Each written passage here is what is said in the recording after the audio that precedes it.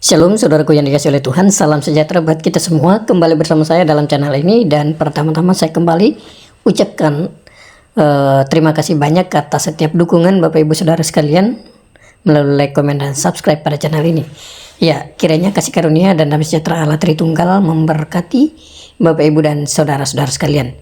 Ya, baik Bapak Ibu dan saudara sekalian, satu cuplikan video yang sangat menarik perlu kita dengar ya, dimana di menjelang libur puasa atau bulan puasa ini justru salah satu dari seorang pemuda muslim ini tinggalkan keyakinannya ya, lagi-lagi tinggalkan agama Islam, pilih menjadi pengikut Kristus.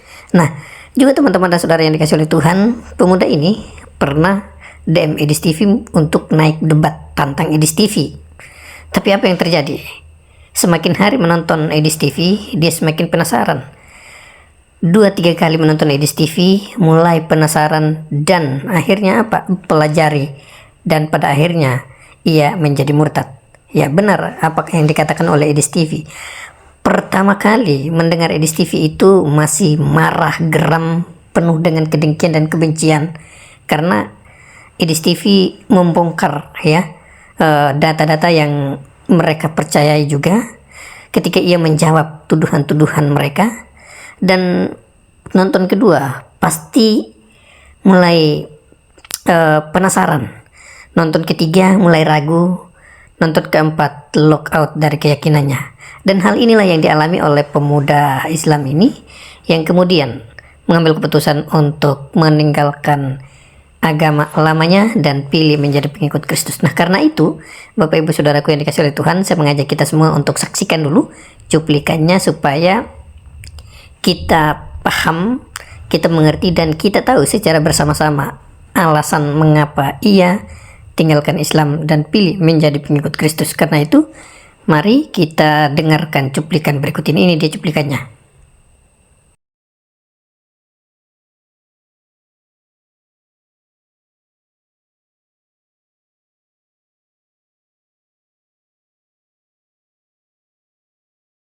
Bang kan? Gimana bang?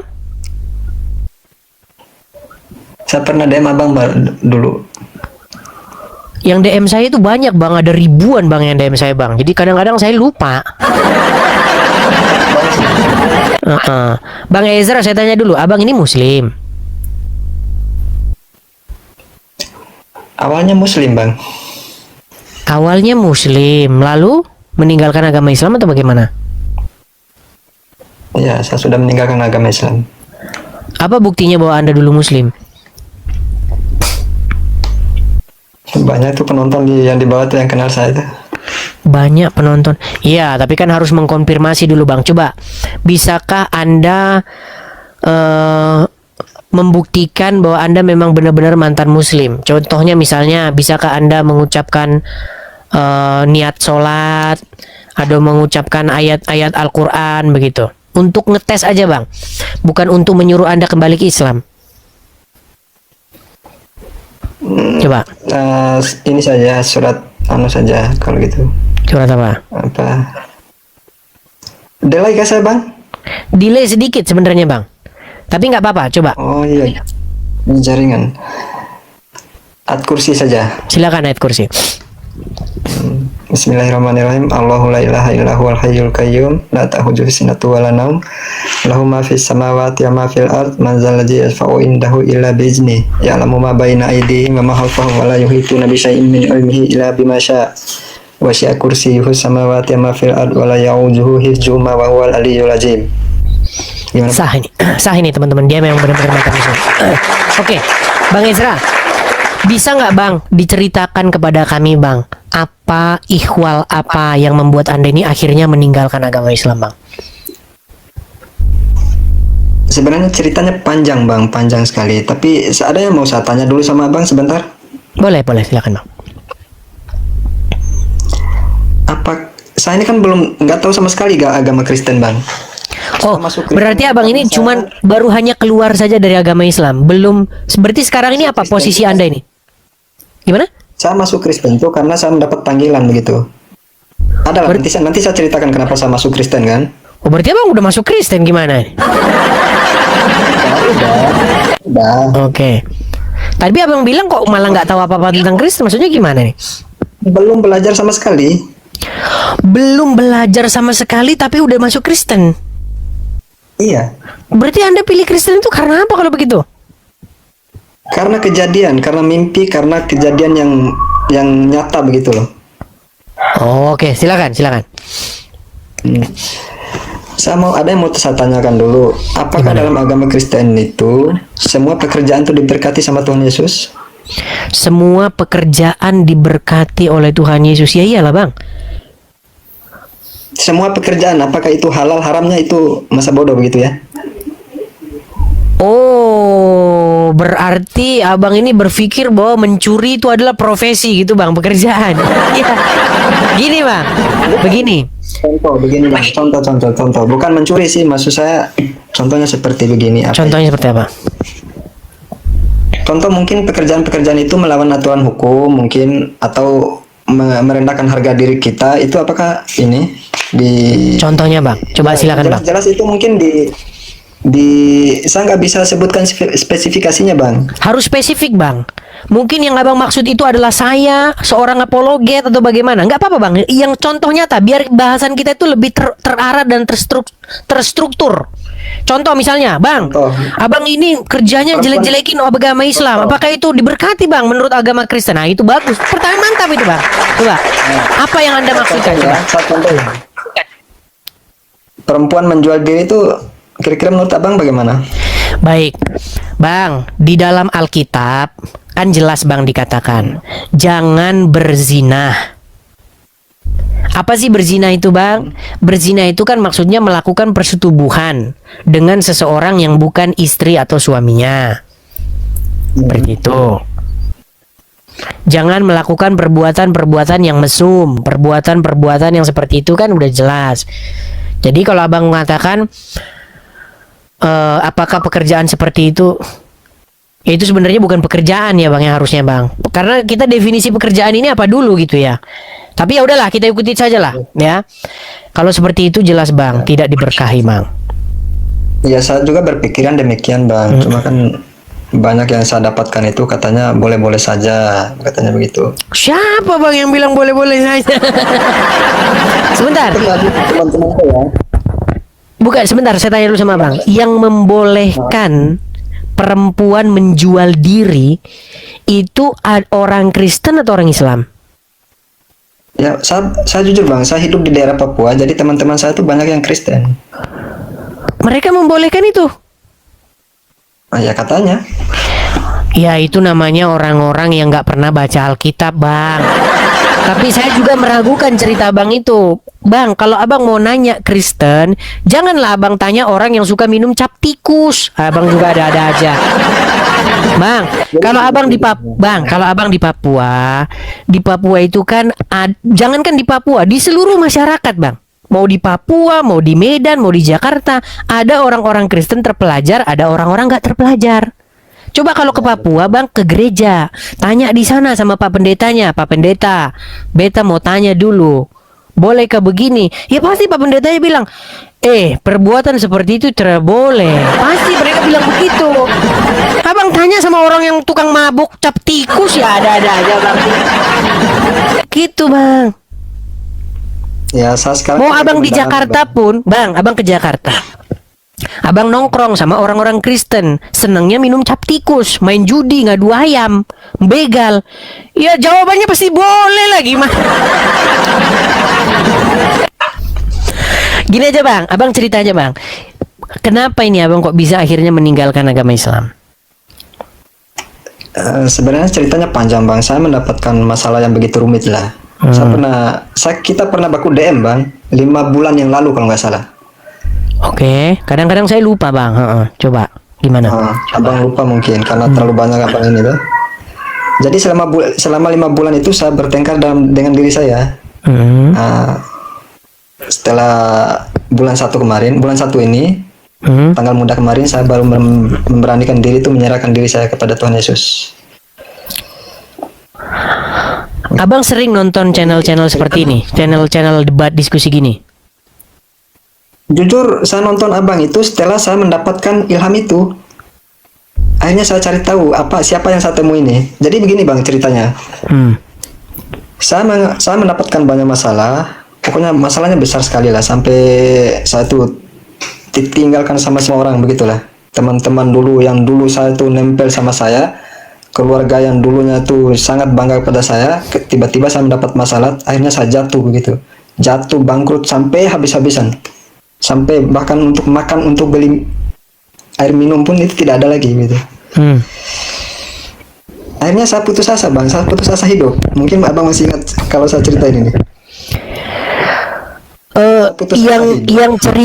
Yang cerita sama saya itu bang, dia dari Muslim mau pindah Kristen, itu banyak sekali. Makanya ketika ada orang ngomong gitu, biasanya itu nggak saya baca bang, saya cuma ngomong gini, coba naik aja cerita gitu. Makanya kadang-kadang saya lupa. Terlalu saking banyaknya bang yang kirim saya pesan, baik perempuan baik laki-laki. Bang, saya dari Muslim. Terus terang setelah saya nonton channel abang ini, saya sudah mulai keraguan saya akan agama Islam itu sudah mulai memuncak begitu. Memang sudah diawali dengan yang namanya keraguan. Nah, makin nonton channel saya makin ragu. Nah, sekarang dia ini gimana bang caranya mau jadi Kristen? Biasanya ya dia cerita gitu nggak saya baca. Saya bilang naik aja gitu. Tuh bang. Jadi kalau abang singgung masalah DM lagi, saya kadang-kadang saya lalukan saja gitu bang. Gitu. Jadi abang cerita saja gitu. Gimana? Intinya ya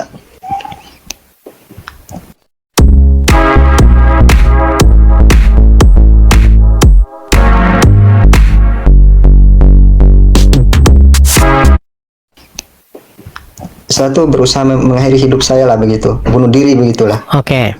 Kasarnya, bunuh diri begitu. Saya minum racun bang, saya minum racun.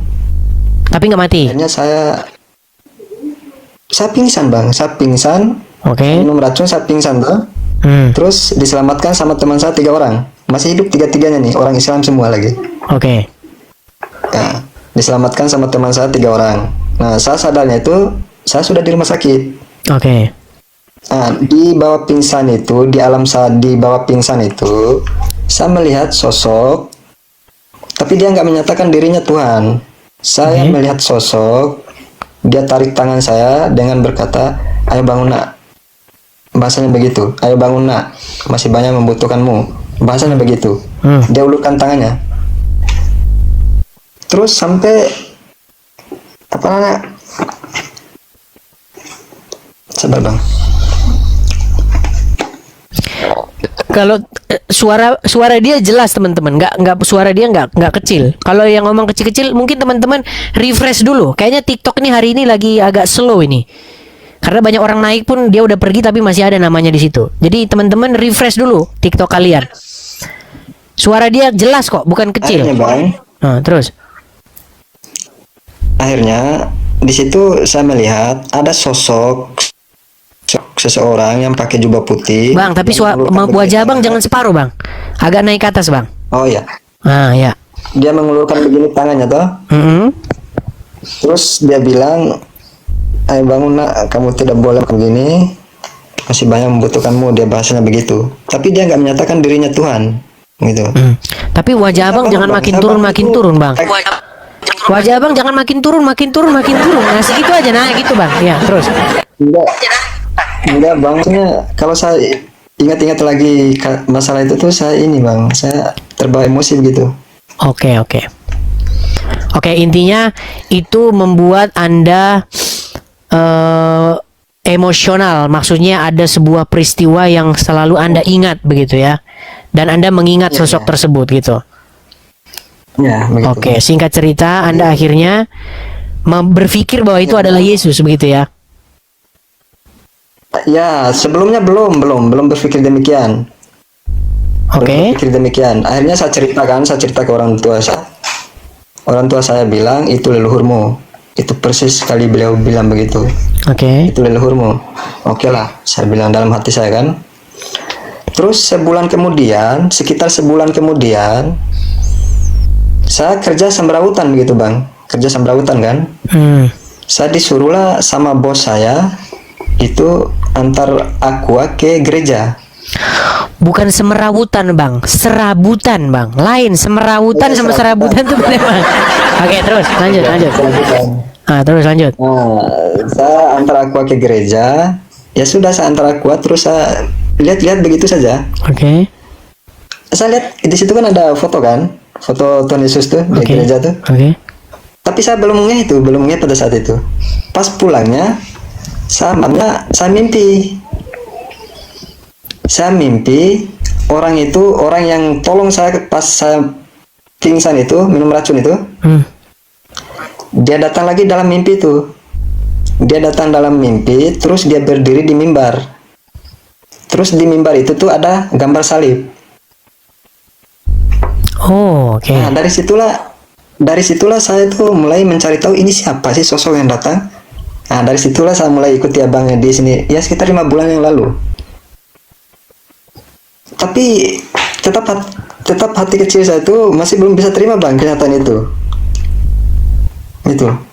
Sekarang itu saya lagi dihujat. Saya setelah dibaptis kemarin, saya memberanikan diri menyatakan diri saya bahwa saya sudah keluar dini. Saya kasih tahu keluarga saya langsung dihujat habis-habisan. Ada yang bilang karena perempuan, ada yang bilang karena ini. Tapi kenyataannya tidak ada perempuan dalam hidup saya. Bahkan perempuan saya meninggalkan saya sekarang. Oke. Gitu.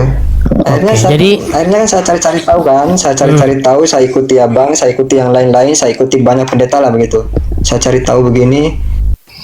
Terus dalam hati saya itu macam ada goncangan gitu. Ada yang bilang suruh, ada yang bilang tidak. Ada yang bilang suruh, ada yang bilang tidak gitu. Akhirnya bulan 1 ini tanggal 1 kemarin saya memutuskan untuk beranikan diri. Dibaptis. Baptis. Puji Tuhan ya. Ya. Ini yang saya mau tanyakan bang. Apa itu? Betul kita tuh bisa melihat Tuhan. Apa itu? Apakah betul kita itu bisa melihat Tuhan? Di dalam Alkitab bang, penglihatan akan Tuhan itu ya terjadi bang. Kalau misalnya apa yang kita gini bang ya, saya kasih contoh bang. Jadi bang, abang pernah lihat nggak orang gila ngomong sendiri? Ntar saya hilangin dulu efek saya ya, sebentar. Nah. Abang pernah lihat orang ngomong sendiri? Pernah. Orang gila ngomong sendiri? Pernah bang. Nah, ketika dia ngomong sendiri, kita anggap dia gila. Karena apa? Karena dia mengalami yang namanya delusi atau ilusi. Dia anggap bahwa ada sosok yang dia ajak bicara dan lain sebagainya. Padahal sosok tersebut tidak real. Sosok tersebut hanyalah ilusi. Betul? Nah, banyak orang beragama, bang. Banyak orang beragama. Kita beragama, berdoa. Orang Muslim juga berdoa, bang. Agama-agama lain juga berdoa. Nah, kalau misalnya, bang, sosok yang kita berdoa kepadanya, sosok yang kita ajak ngomong, itu tidak nyata, kita nggak ada bedanya, bang, dengan orang gila yang di jalan yang ngomong sendiri tuh, bang. Makanya kalau abang mengatakan apakah Tuhan itu bisa dilihat? Kalau nggak bisa dilihat, bang, berarti Tuhan yang yang kita yakini sebagai Tuhan ini itu hanya sosok fiksional, sosok halusinasi kita. Makanya, bang, ketika saya belajar agama, bang, saya pelajari agama A, B, C, D. Yang membedakan kekristenan, bang, dengan agama lain tuh itu, bang. Nah, ketika kita baca Alkitab, bang, ketika kita membaca Alkitab, sosok tokoh-tokoh di dalam Alkitab itu dikatakan dia ngomong sama Tuhan, bang. Dia berkomunikasi dengan Tuhan. Baik itu secara langsung, baik itu melalui mimpi, baik itu melalui teka-teki. Contoh, bang. Contoh. Sosok yang berbicara langsung dengan Tuhan itu tidak dengan teka-teki, itu adalah contohnya Musa, bang. Begitu. Tetapi kadang-kadang Tuhan juga berbicara lewat lewat mimpi, lewat sebuah bahasa yang nggak secara langsung. Contoh misalnya bang, Tuhan pernah menyampaikan pesannya kepada Firaun tentang adanya seekor sapi. Ada 7 ekor sapi yang kurus begitu. Sapi itu kurus kering begitu. Di dalam mimpi ini sapi itu menelan sapi yang gemuk.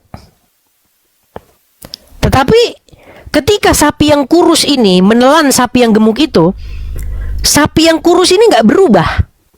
Rupanya itu tetap kering kerontang. Dia nggak kelihatan kalau dia habis makan sapi begitu. Nah, ini bagaimana Tuhan berbicara kepada Firaun dengan mimpi. Lalu Yusuflah yang menerangkan arti mimpi itu. Kata Yusuf kepada Firaun, "Ya Tuanku Raja, sesungguhnya Tuhan semesta alam itu telah menyampaikan pesan kepada Anda, bahwasanya 7 ekor sapi yang kurus itu melambangkan tentang akan datangnya 7 kelaparan yang sangat luar biasa. 7 tahun kelaparan yang akan melanda negeri ini." Seperti itu. Itulah makanya Tuhan berbicara, Bang. Makanya kalau abang bilang, apakah Tuhan bisa dilihat? Saya jawab iya. Tetapi melihat Tuhan dalam pengertian di sini tuh bang, dalam penglihatan yang seperti tadi itu bang. Nggak kita lihat gini atau bagaimana gitu, seperti itu. Dan banyak orang sebenarnya bang merindukan itu bang, tapi nggak semua orang mengalaminya. Begitu. Ini saya jujur ya bang, sebenarnya Ya. itu bukan sekali saya minum racun. Dan saksinya itu masih hidup semua. Saking beratnya hidup saya itu. Saya minum racun itu 3 kali bang. 2 kali saya tabrakan diri di mobil. Tapi saya melihat dengan jelas orang yang datang bantu saya itu 1 kali saja. Dengan 1 kali, kan 1 kalinya kan di kejadian, 1 kalinya di mimpi. Tapi yang 4 kalinya itu saya tidak melihat apa-apa, tapi saya bisa merasakan seakan-akan ada yang tolong saya. Bayangkan bang, saya ditabrak sama mobil di depan Hotel Ridok di Jambi. Itu masih ada kayaknya CCTV-nya semua itu. Saya terlempar hampir 10 meter. Terlempar tuh hampir 10 meter ditabrak sama Ya. mobil. Kalau Ini nggak ada sedikit pun yang ini. ya, Banyak kalau saksinya yang kalau dalam sudut pandang, ya bang, kalau dalam sudut pandang kekristenan bang, jadi dunia ini memang punya satu dimensi yang lain. Nah, itu yang disebut dengan dimensi metafisika. Seperti itu bang. Jadi kita kekristenan itu meyakini bahwa ada suatu alam yang memang dia itu alam tak kasat mata seperti yang kita alami seperti ini. Seperti itu bang. Dan dia itu sekali-kali bisa menyingkapkan dirinya. Seperti itu.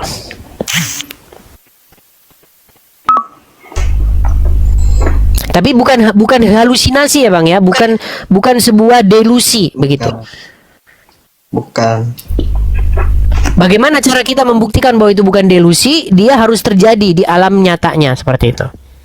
Tapi itu mungkin kita bahas khusus lah besok bang. Yang jelas intinya, abang sudah berpindah dari Islam menjadi pengikut Tuhan Yesus. Itu sudah satu kemajuan yang sangat luar biasa seperti itu. Begitu bang ya. Ini banyak yang ngomong katanya ada suara yang nggak jelas atau bagaimana nih bang? Entah saya atau anda ini yang kecil yang maksudnya para penonton ini. Tapi coba saya turunkan dulu bang ya, saya turunkan dulu karena ini kayak mungkin ada delay atau bagaimana gitu bang ya. Saya turunkan dulu ya. Delay kayaknya karena baterai saya juga ini. Oke, mungkin kita lanjut besok lagi ya bang ya. Delay kayaknya bang.